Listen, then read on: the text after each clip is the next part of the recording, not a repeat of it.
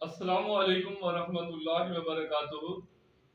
हम उर्दू के बारे में बात कर रहे थे। आज हम उर्दू की जो अहम अलामतें हैं और जो इस्तिलाहें हैं उनके बारे में बात करेंगे। ज़्यादातर ये जो अलामतें हैं वो शायरी में इस्तेमाल की जाती हैं।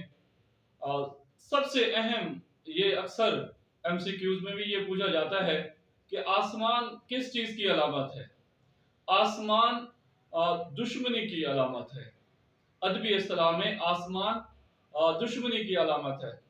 और इसी तरह ये पूछ लिया जाता है कि शेख किस चीज़ की अलामत है। शेख ज़ाहिर व बातिन में तज़ाद की अलामत है। और इस तरह ये भी अक्सर पूछ लिया जाता है कि वो किस चीज़ की अलामत है।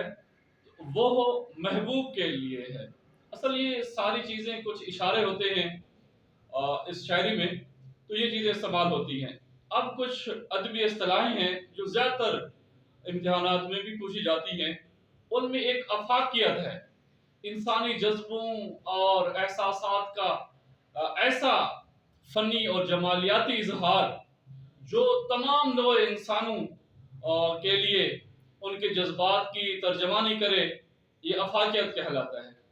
और फिर एक इसी तरह नरगिसियत, बुनियादी तौर पर तो ये इल्म नफ्सियात की इस्तिलाह है।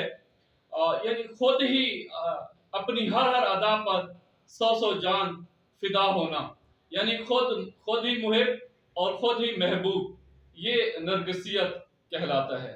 और रिजायत ये भी एक अहम अदबी इस्तिलाह है। इसमें इसका अरबी से ये निकला है, रिजा से।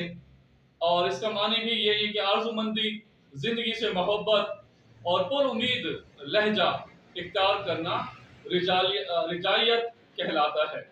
और ये रिजायत कनूतियत की जिद है। इंशाल्लाह फिर नेक्स्ट वीडियो में आपसे मुलाकात होगी। खुश रहें, आबाद रहें। अस्सलाम वालेकुम।